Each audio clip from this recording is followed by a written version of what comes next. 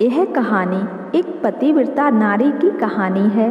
सालों साल पति से दूर रहकर भी पति के लिए उसका प्रेम और निष्ठा बिल्कुल भी कम नहीं हुई।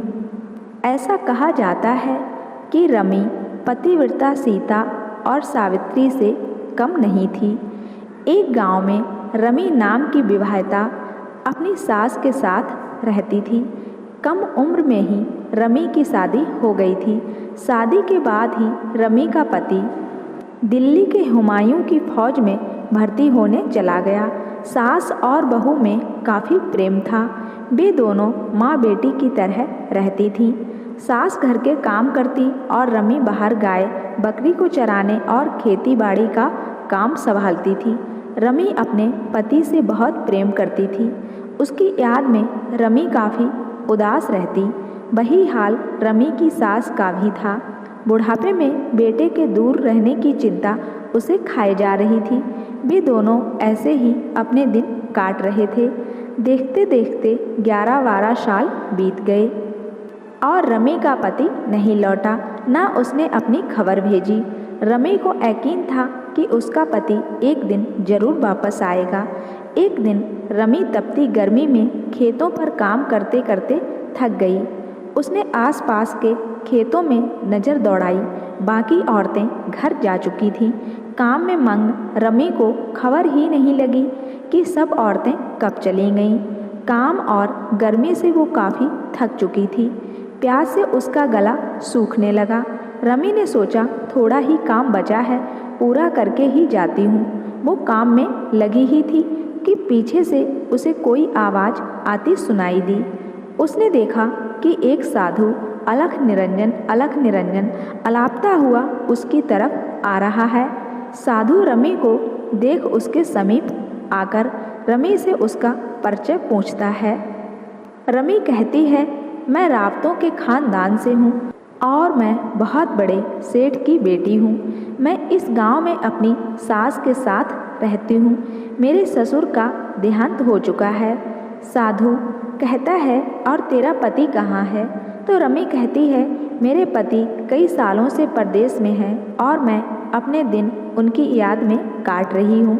साधु कहता है, क्यों उस निर्मोही के बारे में सोचकर दुखी हो रही है जिसने इतने सालों में तेरी खोज खबर नहीं ली? और तो और ना उसे अपनी माँ याद आई।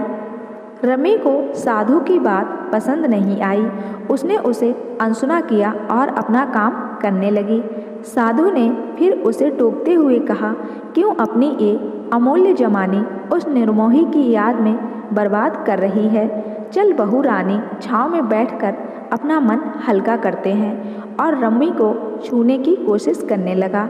रमी दूर हट जा साधु से कहा, क्या तुझे मेरे सिर का ये सिंदूर और नाक की नथ नहीं दिखती? एक औरत से किस तरह से बात कर रहा है? रमी ने फिर धमकाते हुए कहा, तू जोगी है या ढोंगी? जोगी है, तू जा यहाँ से, आगे से यहाँ दिखा भी तो देख लेना।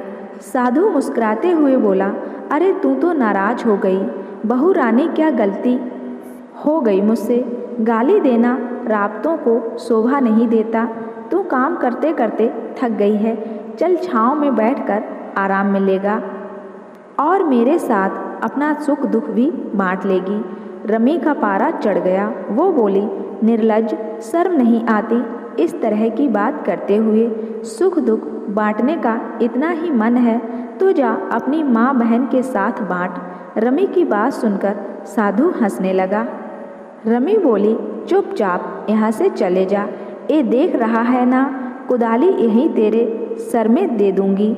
रमी का गुस्सा देखकर साधु वहाँ से चला गया। वो उसके गांव पहुँचा। वहाँ रमी के घर पहुँचकर उसकी सास से भिक्षा मांगने लगा। माता जोगी को भिक्षा दे दे, तेरा भला होगा और 12 साल से खोया हुआ तेरा लड़का घर लौट आएगा। यह सुन रमी की सास साधु के चरणों में गिर गई और साधु को अपने घर के अंदर ले गई।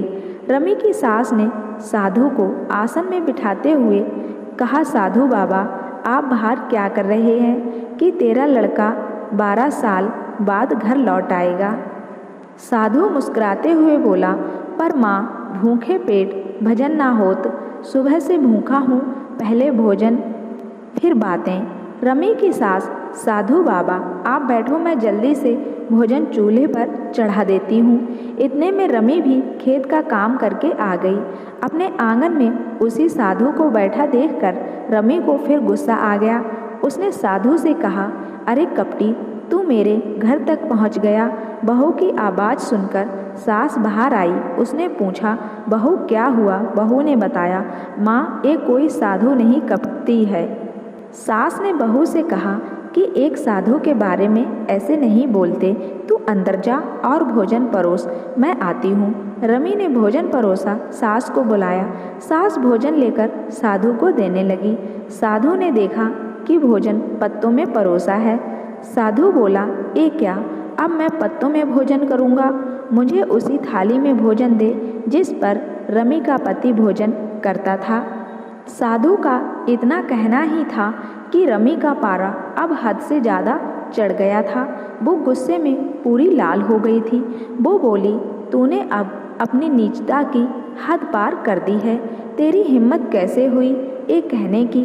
रमी के गुस्से का यह रूप देखकर साधु भौचक्का रह गया। उसने साधु का चोला उतारा और माँ के पैरों में गिर गया और बोला, माँ पहचानो मुझे, मैं तुम्हारा बेटा हूँ बीरू।